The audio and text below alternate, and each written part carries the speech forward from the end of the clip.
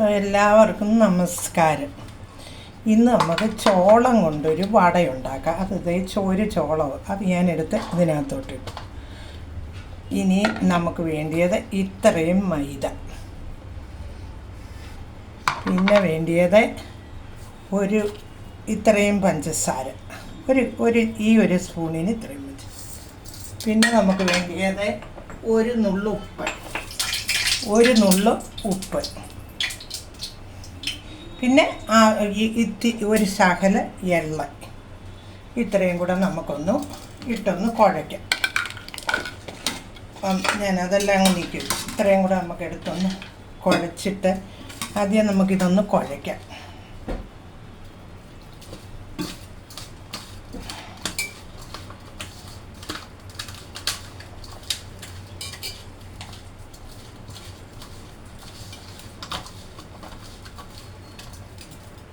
നമുക്ക് അതൊന്ന്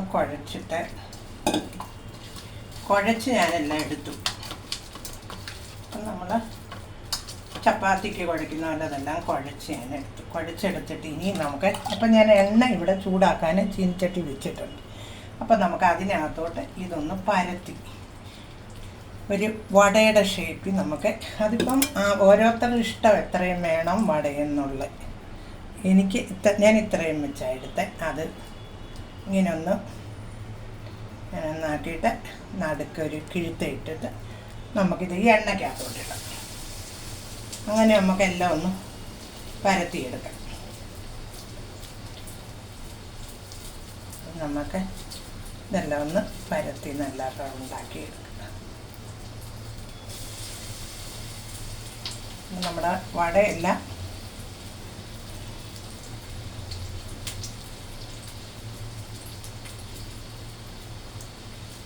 ചോളവട നിങ്ങളെല്ലാവരും ഉണ്ടാക്കി നോക്കണം. നേരത്തെ ഉണ്ടാക്കി ടേസ്റ്റ് ചെയ്ത് നോക്കിയിട്ടാണ് ഞാനിപ്പോൾ ഇത് ഉണ്ടാക്കിയത്. എന്നിട്ട് നല്ല ടേസ്റ്റ് ഉണ്ട്. അതുകൊണ്ടാണ് ഞാൻ വിചാരിച്ചത് നിങ്ങളെ കൂടെ ഞാനൊന്ന് കാണിച്ചു തരാം. അപ്പോൾ ഈ ചോളം എല്ലായിടവും കിട്ടുമല്ലോ നമുക്കപ്പം ചോളത്തിൻ്റെ ഇതൊന്നെടുത്ത് നിങ്ങളെ ഞാൻ കാണിക്കാമെന്ന് വിചാരിച്ച്. അങ്ങനെ ചോളം അവിടെ കിടന്ന്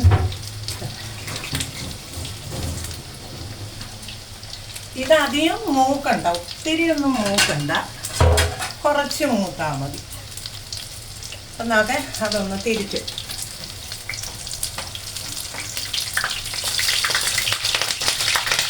എണ്ണ ഞാൻ നേരത്തെ ചൂടാക്കി ഇട്ടിരുന്നതുകൊണ്ട് എളുപ്പം അങ്ങോട്ട് ഇട്ടാൽ മതിയായിരുന്നു. അപ്പം ചോളത്തിൻ്റെ വടയെല്ലാം നല്ല റെഡിയാണ്.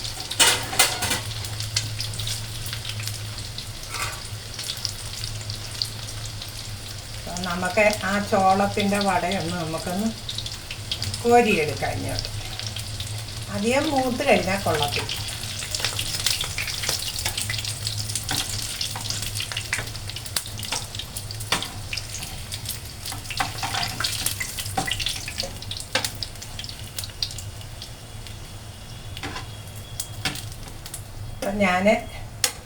നമുക്കിനി ഗ്യാസ് അങ്ങ് കെട്ടിക്കുക.